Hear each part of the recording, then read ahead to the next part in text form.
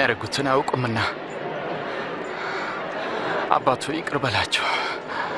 ከብዙ መቶ ዓመታት በፊት ነቢያት እንደተናገሩት ኢየሱስ በሁለት ወንበዴዎች መካከል ተሰቀለ። ይህ የአይሁድ ንጉሥ ነው የሚል ጽሑፍም በመስቀሉ ላይ አኖሩ። 6 ሰዓትም ያህል ነበረ። ጨለማም እስከ 9 ሰዓት በምድር ሁሉ ላይ ሆነ። አባት ሆይ